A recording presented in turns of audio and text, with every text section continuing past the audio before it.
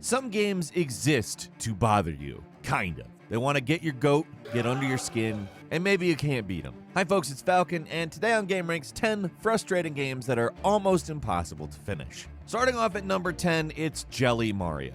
Jelly Mario is a game made by a dev who thought of something very interesting, let's just say. I mean, it is genuinely an interesting concept. What if everything in Mario was like Jello? Everything wiggles around like a Japanese cartoon of a woman. And that is the most frustrating possible way of playing Mario. Good luck, that's all I have to say. If you try to beat this, if you try to just be even patient enough to continue playing it, you're Jello, the ground is Jello, power-ups are Jello, everything is Jello. You bounce off of it, it's all malleable, it's really impossible to have like any sort of real forward momentum. And other than that, the goals are entirely the same. You're supposed to get to the end of the level. I've never gotten to the end of the level. It's free to try though. Google it. I bet you won't either. And if you do, don't tell me because I don't want to know. And number 9 is this voice-controlled game from the PlayStation 2 era called Lifeline. It was released under a different name in Japan, Operator's Side, but like it's so frustrating if you're trying to play it, but if you're watching somebody play it, it's the funniest thing you've ever seen in your life. Basically, you give this person voice commands as to what to do, and it never works. It does not work properly. It is a game that just endlessly misinterprets what you're saying forever. Like, you can tell the character to look at something, the character won't look at something. The character might even take out a gun and start shooting that thing. Oftentimes it will misinterpret your voice commands as literally the opposite of the thing that you're saying. Like, you'll say, look around room, and she'll be like, leave the room? Okay. And I'm not joking, that's like her demeanor too. That's what it sounds like. I forgot about this game entirely, but doing research for this video, like I can remember a friend of mine bought it because they thought it was cool. Like, you can use your voice. And I went over their house and no, you can't actually use your voice. I mean, you have to use your voice, but the game does not actively care what you're saying, it seems like. And number 8 is Cat Mario. Now, Cat Mario at first glance appears to be almost a normal game. It's basically a reinterpretation of Mario where you're a cat. It's not really cat dependent either. I think the person who made the game probably just didn't want to get sued or get the game taken down, which Nintendo's been known to do at times. Cat Mario has slightly more intense music than real Mario. It's not relaxing sounding, kind of more like Mega Man. And also, nothing behaves like you think it's going to behave by being conditioned by the original Mario to think, hey, this is what it's going to do. You might hit a question mark box, like, to get something to pop out of it. And instead of something popping out of it, the question mark box might just travel upward into the sky. Or perhaps an enemy might pop out of it. Also, after a moment or two, you notice that the physics are a little unwieldy, like you're just a little bit too fast. And it's a little awkward, but the further you go, like the more frustrating it gets. Like, you'll walk under some blocks or something and they'll just fall on you. Oh, hey, great. Love that. Basically, it's just a game that's designed to subvert your expectations of Mario and surprise you in various ways that kill you. And number 7, ironically enough, is Octodad. Octodad is a very stupid game. Intentionally.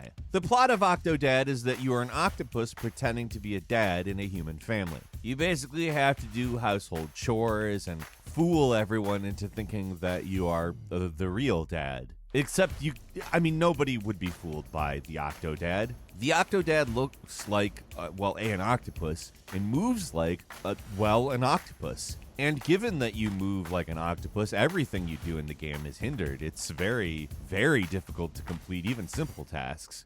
There are people who get very frustrated playing the game, but I can't help but just laugh the entire time I play Octodad. I don't know, games that are literally made as kind of a troll, they're automatically funny to me.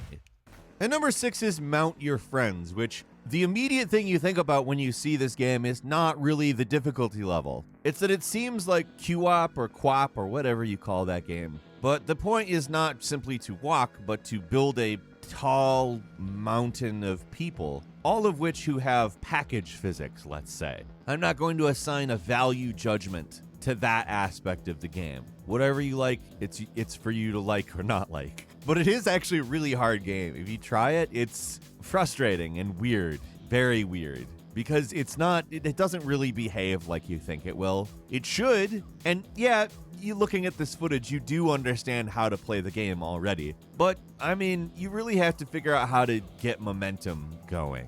If you don't, I mean, you really don't win. And you're forced to look at this forever.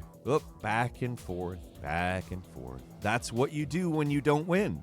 And number 5 is Superman 64, which, I mean, yeah. According to the developer, this was basically one of those games where they were really not given the opportunity to thrive during the development process. And that's putting it in a nice way. The licensor apparently did not want Superman to be able to kick real people in the game. Kick, not really one of Superman's powers, but like a normal thing in almost any game where you fight people barehandedly. Kick is generally the more powerful attack. And, that's not what's wrong with the game. I mean, that's a very small sample of it, but this is a buggy, badly designed game that is so irritating to play. Not even necessarily frustrating, but like grating. If you take it seriously and want to get real enjoyment out of it, it will make you upset. However, if you go in with that specific expectation, it's also possibly one of the funniest games you've ever played in your life. Like any game that's attempted to be funny on purpose,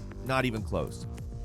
And number 4 is Surgeon Simulator, but I'm going to go ahead and say it could be more aptly named Drunk Surgeon Simulator, because that's pretty much the only way the experience of surgery, performing surgery, doing a surgery would be anything like this game. The controls are not particularly responsive, let's say. The game itself is designed around this idea that it's stupid. It's an intentionally stupid game, or at least that's how I've always understood it, and viewing it through that lens has made it enjoyable for me. And to be fair, I have seen people take it seriously where they actually get good at it. Being good at it, by the way, is essentially just understanding the weird quirks of the controls of this game and being able to compensate for them. But it's not like Operation Unfair. The board game Operation is kind of unfair and very difficult, more so than it needs to be, but it's much more than that. It doesn't work right. And number 3 is QWOP. Like I said, I've never really known how to pronounce it. I've called it QWOP in the past, but it's apparently QWOP. QWOP is a very silly game. You basically have to try to walk. It is not a accurate walking simulator. You have thigh and calf controls, and it does not work like you expect it to work. It doesn't work, in fact. I mean, it technically works. It does exactly what it sets out to do, but it's very difficult. It's very frustrating. And if you attempt to play it like you think it's probably supposed to be played, you're just going to frustrate yourself. I mean, some people get good at it. I'm not going to pretend that people don't, but it's not a game that, you need to count on beating in order to enjoy. And number 2 is Trap Adventure 2, which is very similar to Cat Mario in a lot of ways, albeit it's a little less subversive and more just angry and punishing. Basically, the title accurately describes what it is. It's an adventure in which traps are abound. Every single movement almost seems to trigger a trap. Like I said, it's less subversive and more angry than Cat Mario. Cat Mario is frustrating, but Trap Adventure 2, it's frustrating and a little bit demoralizing. I can get a laugh or two out of Cat Mario, but I don't out of Trap Adventure. And finally, at number 1, it's Getting Over It with Bennett Foddy. This is a dumb physics game in which you use a hammer to, I guess, traverse terrain. Now, looking at it, it really doesn't look like it'd be that difficult, but it is. There are so many puzzles that this game throws at you that are just dumb, they're silly, and the whole thing features commentary of the developer, Bennett Foddy, talking about philosophy, which is kind of taunting. I don't really know if he meant it as taunting. It's kind of just literal philosophical discussion, but it feels like taunting. Anyways, it's a little less impossible than other games on this list. I mean, I've finished this game, but I will also say that it's one of the games that gave me probably the most frustration at times. Maybe not the whole way through, but it really spiked my blood pressure at times. Couple of bonus games for you. First, Stilt Fella, which is a very stupid walking game in which you walk with stilts. It's not a simulator. It's very much something that's built to be difficult, irritating, and silly, In some ways, it has a bit of a co-op feel to it. Next one is Unfair Mario, which the name says it all. It's a lot like Trap Adventure, but an actual Mario game in that you actually play as Mario. And finally, the Unfair Platformer, which, again, very much a Trap Adventure type game.